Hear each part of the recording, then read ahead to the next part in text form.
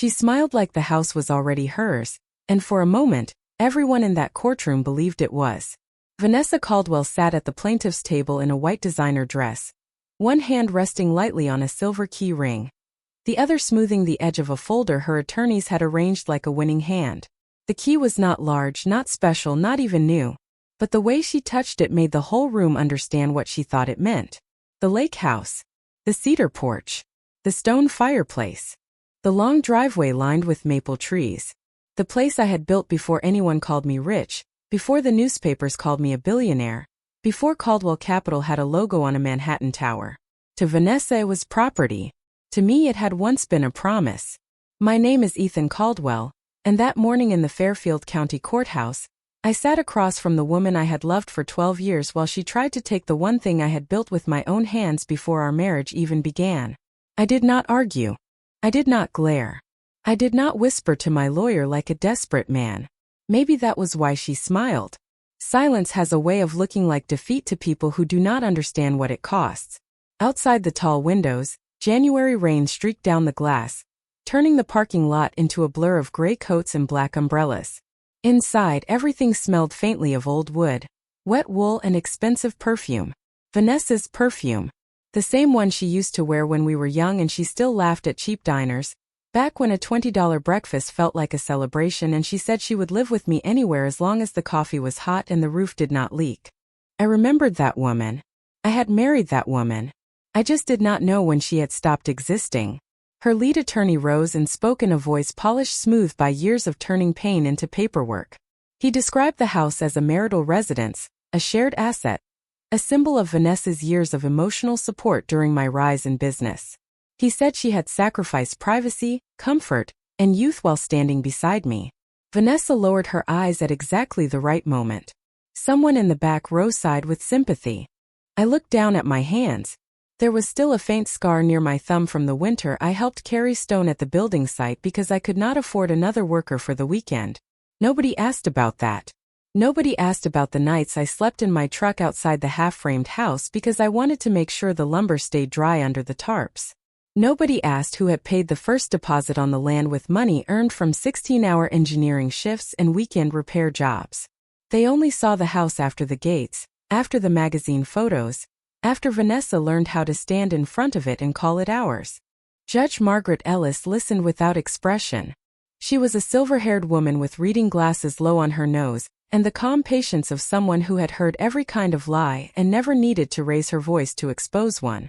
My attorney, David Lang, opened his folder, but I touched his sleeve under the table. Not yet. I had almost decided to let it go. Let Vanessa have the keys. Let the headlines call it fair. Let the house become another thing money could not protect. Then the courtroom door opened softly, and Clara Bennett stepped inside carrying a slim file marked supplemental records. She was not my lawyer, not my friend, not someone who owed me anything. She was the court records assistant who had given me vending machine coffee the week before because she said courtrooms were cold and coffee helped. She handed the file to the clerk and quietly stepped back. Judge Ellis opened it, read the first page, then the second. Vanessa's smile held for 3 seconds too long.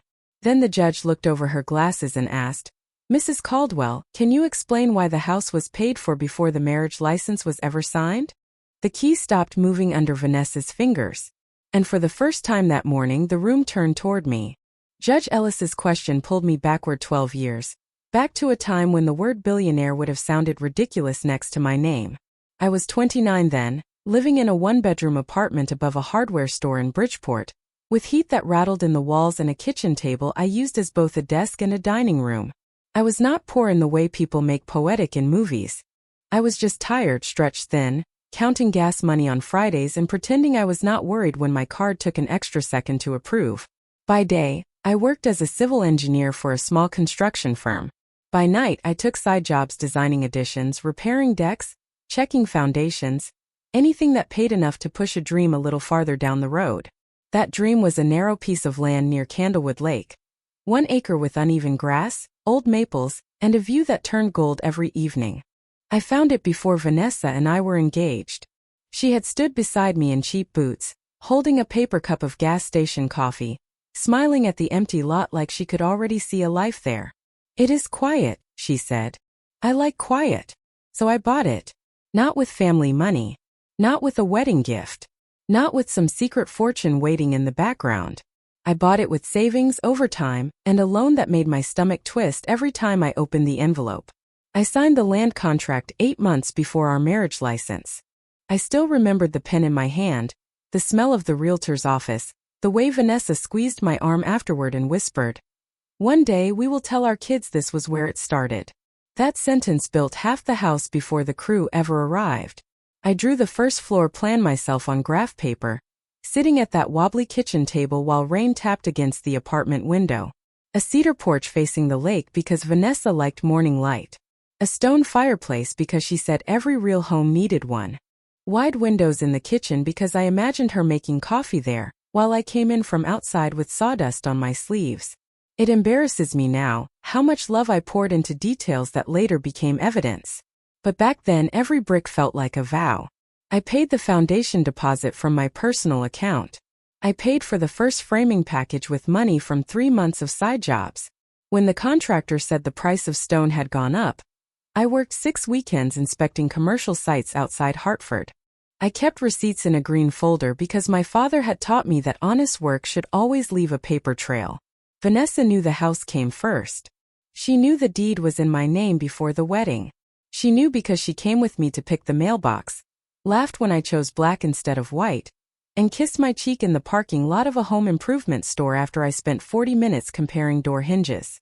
That was the Vanessa I kept trying to remember in court. The one who once said, "Do not sell your soul to become successful, Ethan. I would rather have a small house with you than a mansion with a stranger." For years I believed she meant it. Then Caldwell Capital happened slowly, then all at once. A project investment paid off. Then another. I left engineering, started managing development funds, and the kind of people who had ignored my calls began inviting me to lunch in Manhattan. Vanessa loved me at first through the change, or I thought she did. She learned the names of investors, chose better suits for me, hosted dinners, smiled for photographs. But somewhere between our first 7-figure year and the first magazine profile, she stopped calling the lake house home and started calling it an asset. She wanted a penthouse on Park Avenue, a social calendar, a life with doormen and cameras in rooms nobody used. I said no to selling the house every time. Not because I wanted to trap us in the past, but because I wanted one place money had not redesigned. Back in the courtroom, Judge Ellis held the supplemental file while Vanessa's attorney adjusted his cufflinks and asked for a moment to review the documents. Vanessa looked straight ahead, her smile thinner now, but not gone. She was still sure charm could outrun paper. I looked at the key under her fingers and remembered the day I first handed it to her, standing barefoot on the unfinished porch telling her, "This is ours because I built it for us." What I had not understood then was that love can offer a gift, but truth decides who paid the cost. By the time Vanessa changed, she did not do it all at once. That would have been easier to survive. A sudden betrayal gives you something clean to point at. What happened to us was slower, polished, almost polite. The first sign was the way she began correcting people when they asked about the lake house. "It is not really a lake house," she would say with a small laugh at dinner parties. "It is more of a starter property Ethan refuses to outgrow." Everyone would smile because Vanessa knew how to make cruelty sound like taste.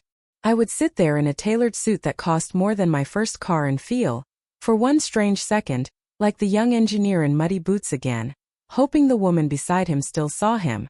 Then came the charity lunches, the Manhattan galleries, the friends who called our quiet weekends boring, the real estate agents who sent her glossy brochures for penthouses with private elevators and skyline terraces. Vanessa wanted a life that looked like success from the sidewalk. I wanted a place where success could take off its shoes. We stopped wanting the same kind of home long before either of us admitted we were no longer building the same life.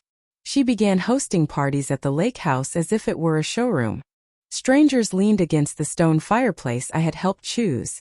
Women in silk dresses complimented the maple floors, and Vanessa would say, "Ethan had a phase where he loved rustic things." A phase. As if the house had not been born from paychecks, cold mornings, hand-drawn plans, and every ounce of hope I had before money made hope look less impressive.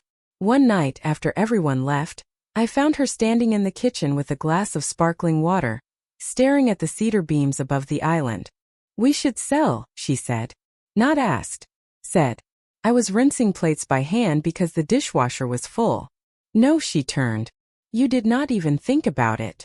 I have thought about it every time you bring it up. It is worth almost $6 million now, Ethan. Do you understand what that could get us in the city? I looked out the dark window toward the lake, where the moon cut a silver path across the water. It got us this. She gave me a sad little smile, the kind people use when they want to feel mature while hurting you. This was enough when you were trying to become someone. That sentence stayed with me longer than I wanted it to. Maybe because she did not shout it. Maybe because she said it like she was stating whether. After that, our marriage became a house with beautiful rooms and locked conversations. I worked more. She traveled more. We posed for photographs at fundraisers, our hands touching lightly at the waist, both of us smiling like two professionals hired to play a couple. Then the divorce papers arrived on a Tuesday morning in a cream envelope delivered by courier to my office.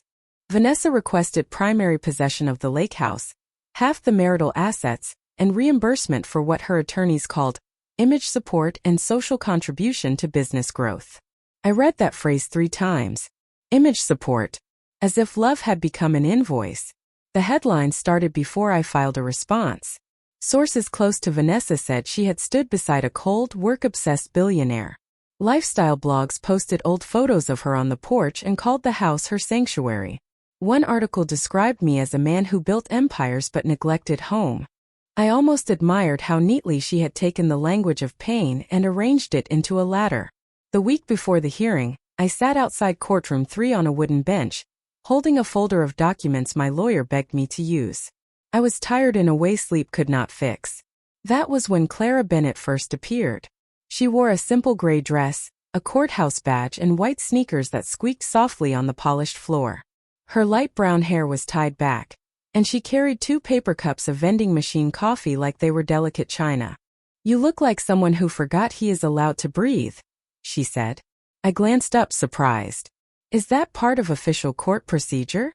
She handed me 1 cup. Only when the hallway looks colder than the courtroom. I should have refused.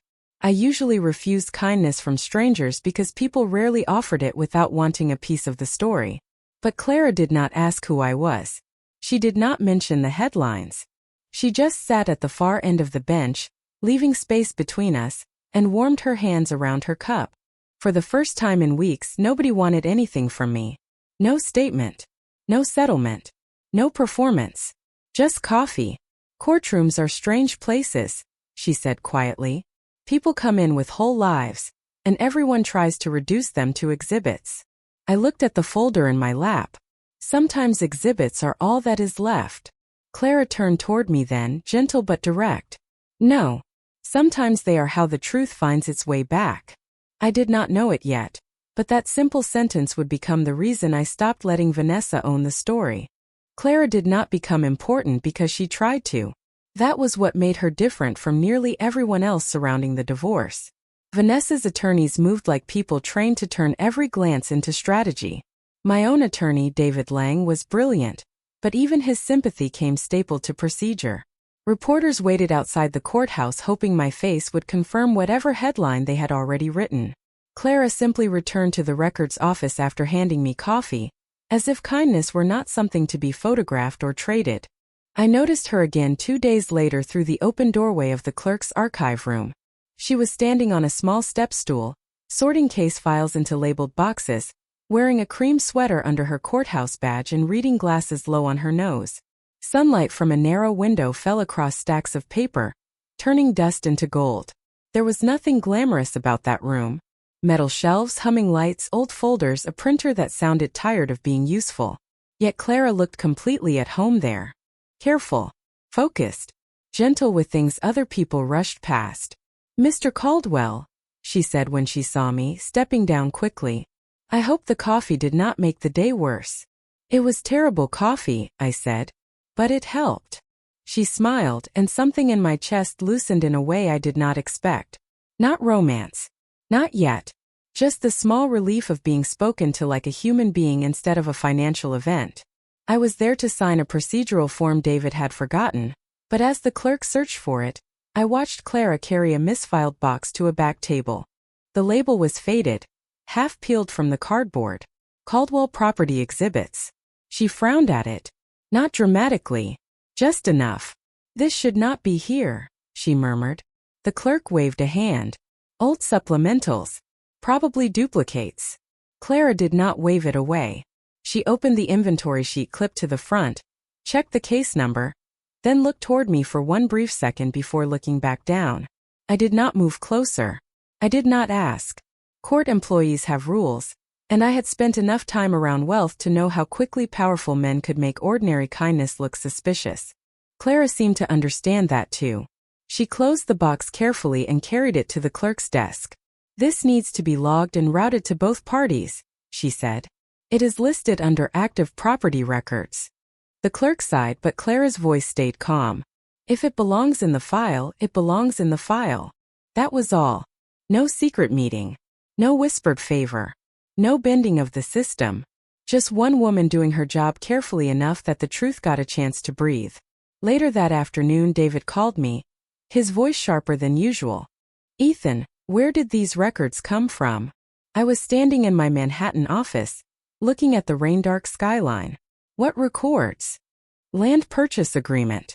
Construction draws. Early architectural invoices. Material receipts. Your handwritten floor plan copies. Some of these predate the marriage by almost a year. I closed my eyes. The green folder. My father's lesson. Honest work leaves a paper trail. I had given those files to my first attorney years ago during estate planning, then forgotten they existed when life became louder than memory. Are they admissible? I asked. David paused. They are relevant. Very relevant. I should have felt relief. Instead, I felt grief.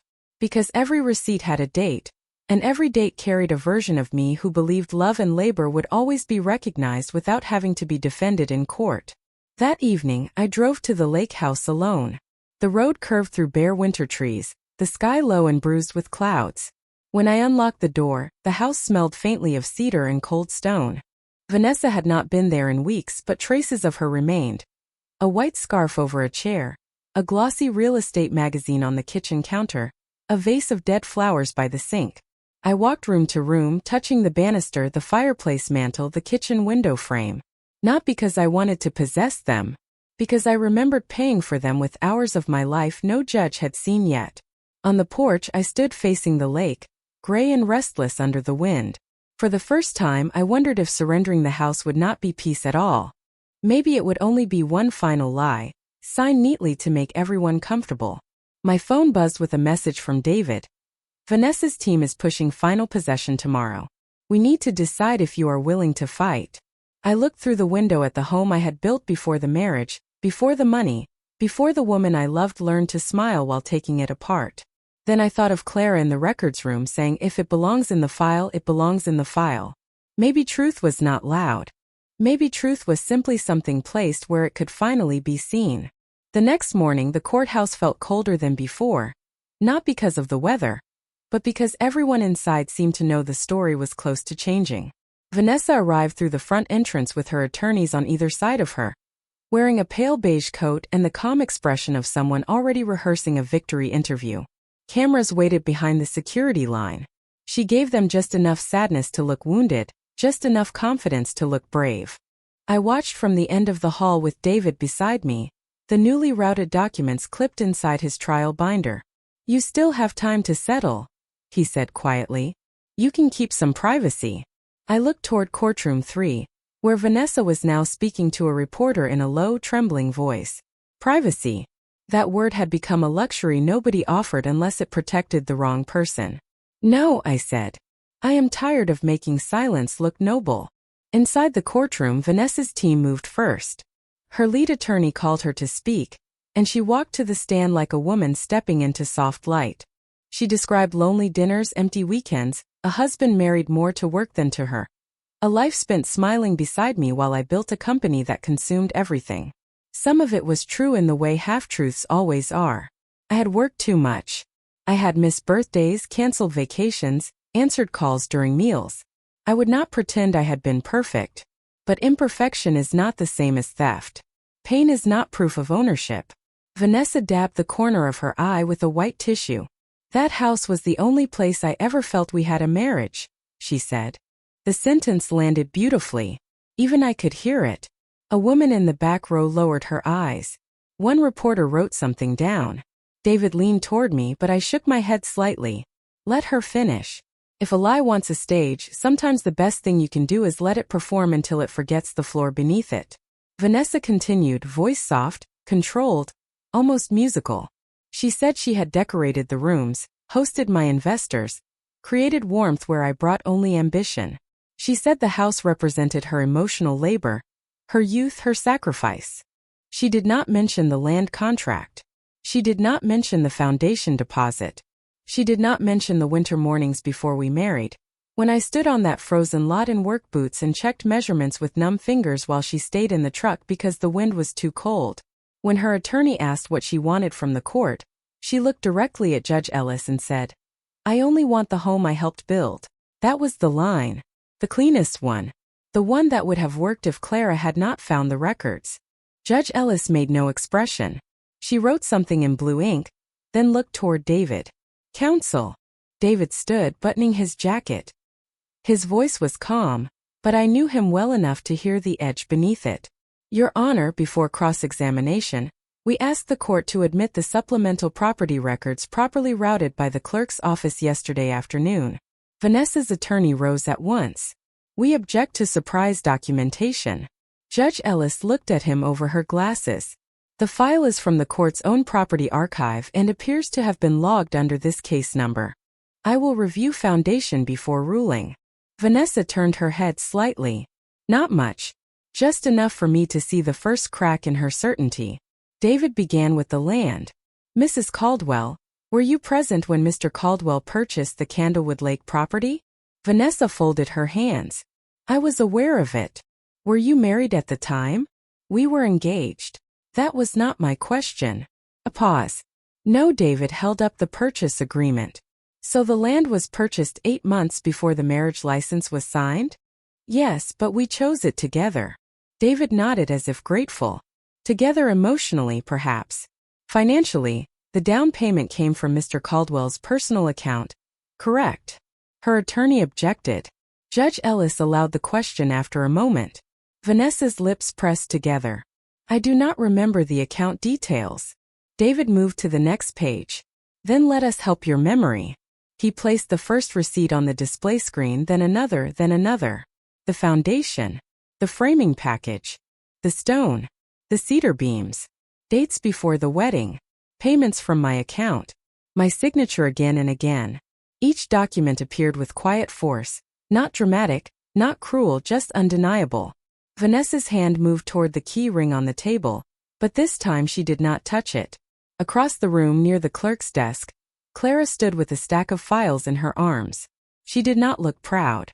She looked relieved, as if a lost thing had finally been returned to its proper place. And for the first time I understood that I was not fighting Vanessa for a house.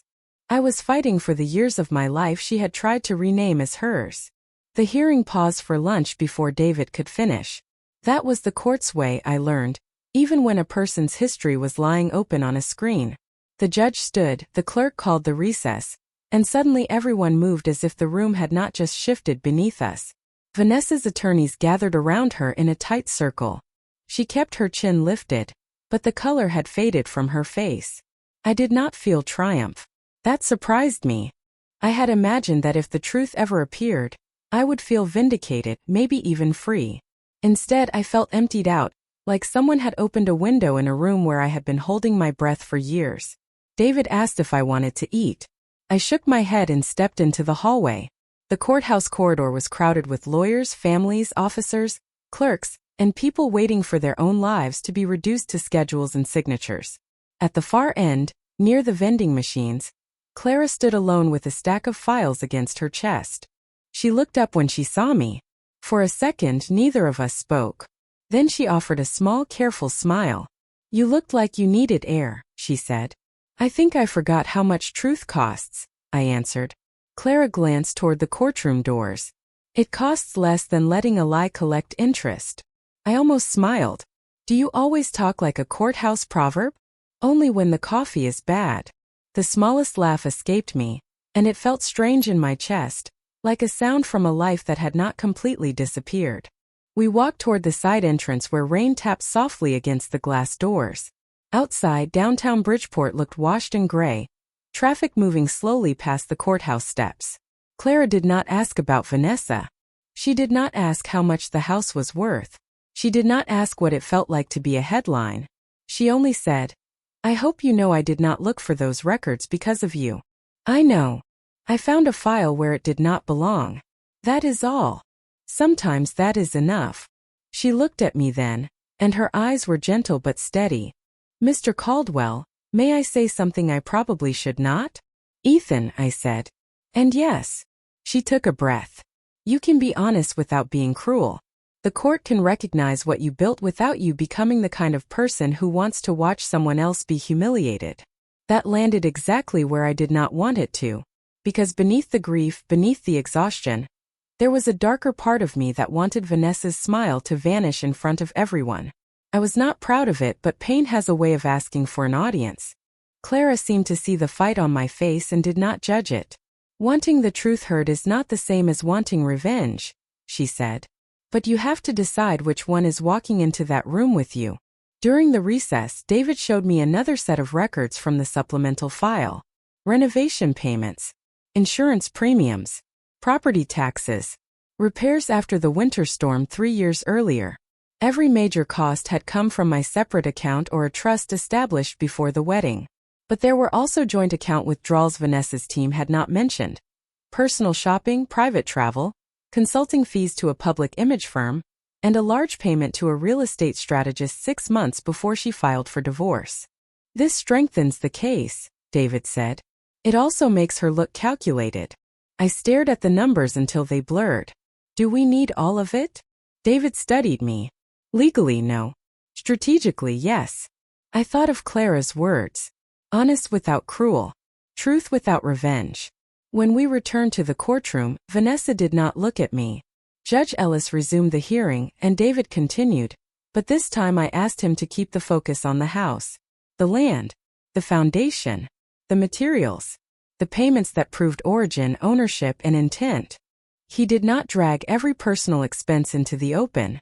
He did not turn Vanessa's weaknesses into theater.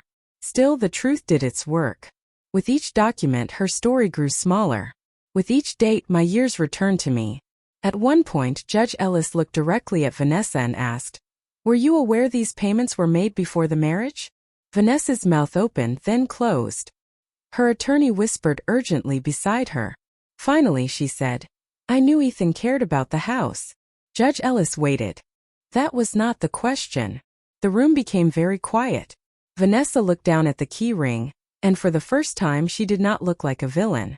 She looked like a woman who had mistaken possession for belonging, and was only now realizing the difference. I should have hated her more in that moment. Instead, I felt something sadder than hate. I remembered the girl in cheap boots looking at an empty acre by the lake, saying quiet was enough. Maybe she had been real once. Maybe money had not created her emptiness, only gave it better lighting. When court adjourned for the day, she walked past me without speaking. The key ring stayed on the table until her attorney picked it up.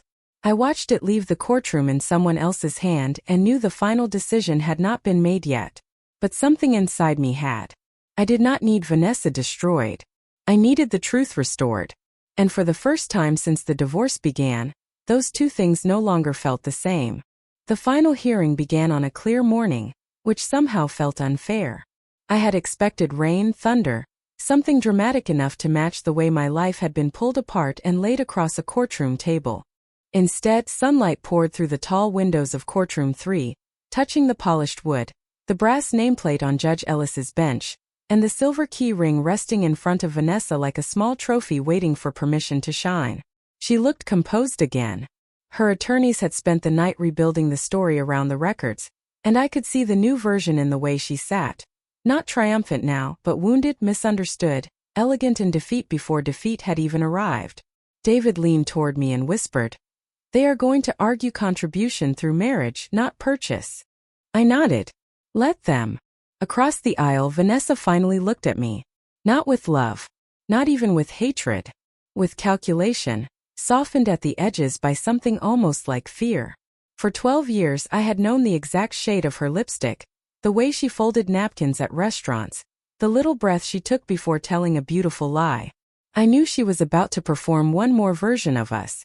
Her attorney stood and spoke about emotional investment, social partnership, the years Vanessa had hosted clients, strengthened my public image, and helped transform a private residence into a symbol of shared success.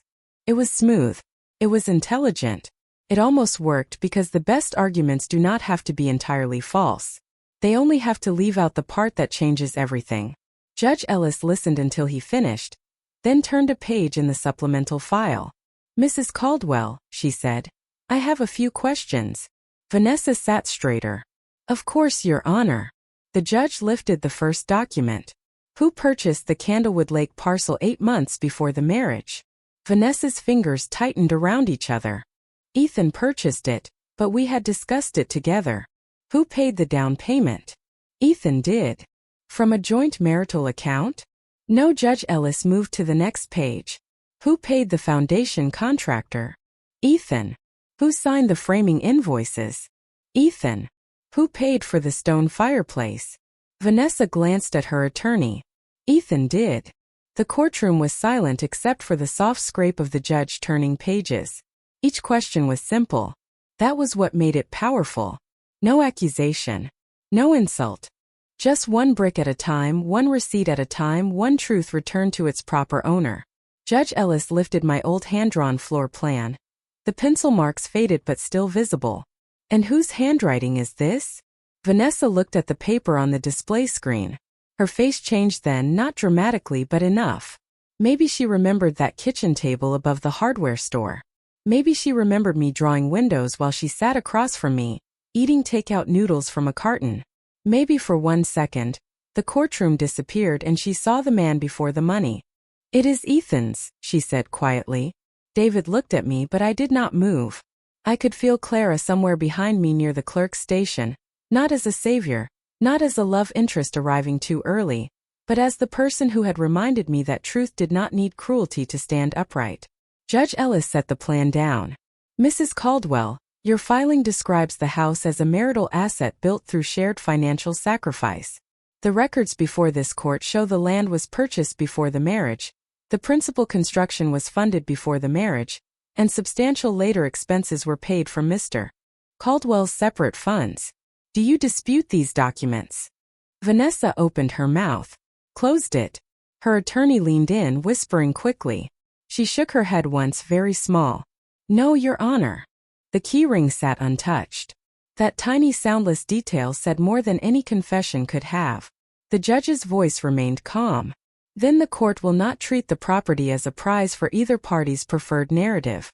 It will be evaluated according to documented contribution, lawful ownership, and equitable distribution."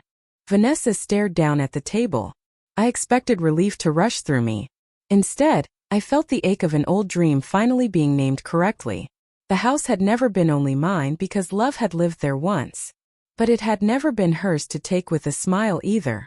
When the hearing ended, Vanessa stood carefully, gathering her purse, her folder, her dignity.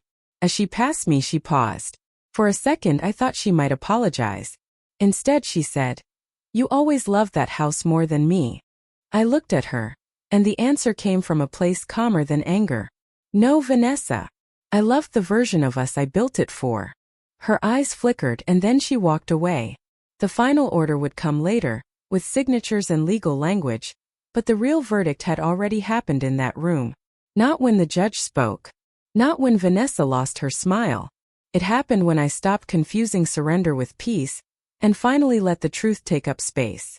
The written order arrived 9 days later, on a Thursday afternoon cold enough to frost the edges of the courthouse windows. David called first, but I asked him not to summarize it over the phone.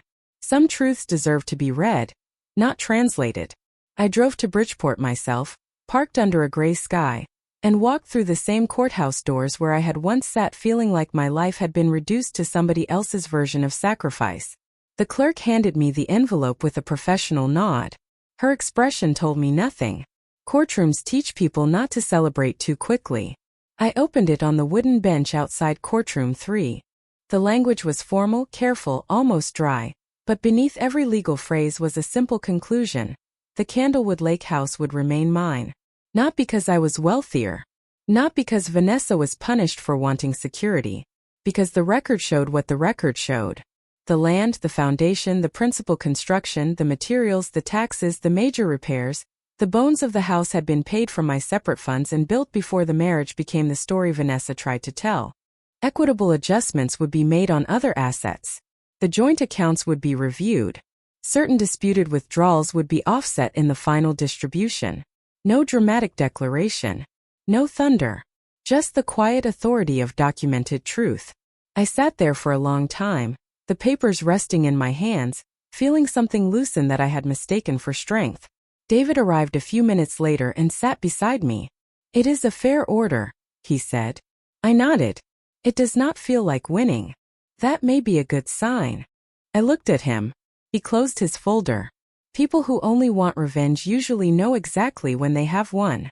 Across the hallway, Clara was helping an elderly man find the right clerk's window, pointing with the patience of someone who believed small confusions deserved dignity. She saw me when she turned. Her eyes went to the envelope, then back to my face. She did not ask what happened. Maybe she already knew. Maybe she understood that victory can look a lot like grief when it arrives late. I walked over after the man thanked her and left. "The order came," I said. "The house stays with me." Clara's smile was gentle. "I am glad the record was complete." That was such a Clara thing to say. Not congratulations. Not you won. The record was complete. I laughed softly, and she looked relieved that I could. "Would you let me buy you better coffee than the vending machine?" I asked. She glanced toward the clerk's office, then at the clock. "I have 15 minutes. We went to a small cafe across the street where the windows fogged from the warmth inside and office workers lined up for soup and sandwiches. I ordered black coffee. She ordered tea with honey. We sat near the window watching people hurry under umbrellas. For a while we talked about nothing that could make a headline. Bad parking, winter in Connecticut, her mother's habit of mailing handwritten recipes, the way courthouse printers seemed to break only before lunch. It felt almost impossible being ordinary. Then Clara stirred her tea and said, "What will you do with the house now?" I had expected that question, but not the ache that came with it. "I do not know. Do you want to live there?" I pictured the porch, the cedar beams, the stone fireplace, the rooms that had once held hope and then performance and then silence. "Not the way it is." Clara nodded as if that made perfect sense. Sometimes a place has to be used differently before it can feel honest again. That sentence stayed with me all the way to Candlewood Lake that evening. The house was quiet when I arrived. No Vanessa, no attorneys, no cameras, no key ring displayed like a trophy. Just winter light fading across the water, and a home waiting to be given meaning again. I walked into the kitchen and found the old green folder on the counter where David had returned it. Receipts, drawings, permits, all the proof I once thought no one should need. I carried it to the fireplace and set it on the mantel. Not hidden, not framed, just present. Then I stood there until the room stopped feeling like evidence. Over the next few weeks I did not sell. I did not move back in.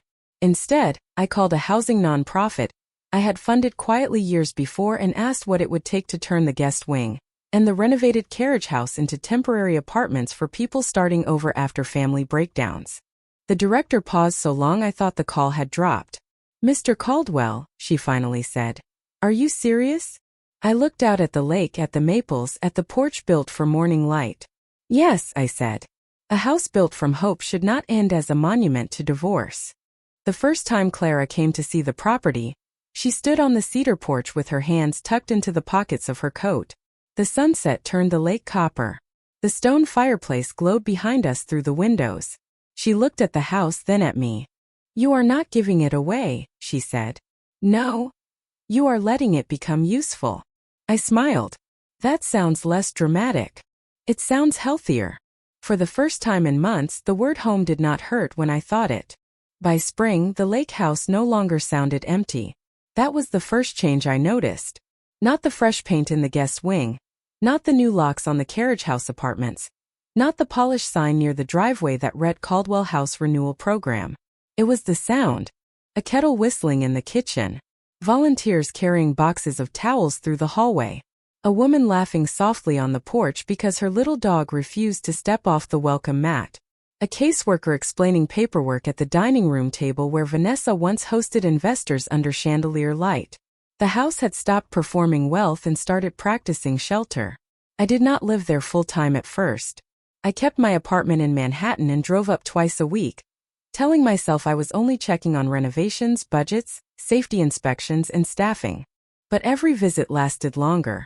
I would arrive in the afternoon and leave after sunset, then after dinner, then sometimes not until morning, when mist rose over Candlewood Lake and the maples turned silver in the early light.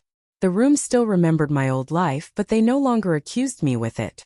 Clara came on Saturdays when the court schedule allowed, usually with a canvas tote full of donated books, legal aid pamphlets, or homemade muffins from her mother's recipe cards. She never acted impressed by the property, which somehow made me less ashamed of owning it. She noticed practical things: a loose railing near the back steps, a lamp too dim for the reading corner, a resident who needed a quieter room because traffic noise made sleep difficult. Clara had a gift for seeing people before seeing systems, and systems before they failed people. One evening after the official opening, we stood on the cedar porch while families and volunteers gathered inside. The lake was gold under the sunset, and the stone fireplace glowed through the windows behind us. I handed her the old silver key ring Vanessa had once held in court. Not as a romantic gesture, not as a symbol of possession, but because the key had finally become something different. "Would you keep this in the office?"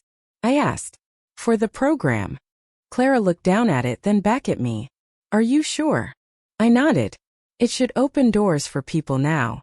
Her smile was small, but it reached her eyes. "That is a much better job for a key." We did not rush into love. I need that to be understood. Clara was not the prize after a painful divorce. She was not the woman who appeared because another woman left. She was the person who reminded me that dignity could be quiet, that truth could be kind, and that rebuilding did not have to look like revenge. Months passed. Vanessa moved to New York after the settlement was finalized. I heard she started consulting for luxury brands, still elegant, still photographed, still smiling in rooms that knew how to smile back. I wished her no ruin. That surprised me too. Peace, real peace, does not always arrive as forgiveness. Sometimes it arrives as the moment someone's name no longer tightens your chest. On the first anniversary of the court order, Caldwell House hosted a small dinner for donors, residents, and staff. Nothing flashy. Long tables on the lawn, string lights between the maples, paper lanterns swaying in the warm evening breeze. Clara stood near the porch steps helping a young mother carry plates, her cream dress moving softly in the lake wind. I watched her laugh at something one of the volunteers said, and for the first time in years, wanting a future did not feel dangerous. Later, when the guests had gone and the lights reflected across the dark water, Clara and I walked through the quiet house. The green folder of receipts and drawings still sat on the mantel, not as proof for a judge anymore, but as a reminder. I picked up the first hand-drawn floor plan, the one I had sketched above the hardware store when love still felt simple. Clara stood beside me. "Do you ever regret building it?" she asked. I looked around at the scuffed floors, the full bookshelves, the warm kitchen, the rooms that had held grief and were now holding second chances. "No," I said. "I only regret thinking a house was finished when the walls went up." Outside, the lake moved quietly in the dark. Inside, the old fireplace burned steady. I had once believed every brick proved what I had lost. Now I understood every brick could also hold what came next. A home is not owned by the person who smiles hardest in court. It belongs to the truth that built it, the hands that protected it, and the people brave enough to fill it with meaning after the dream changes.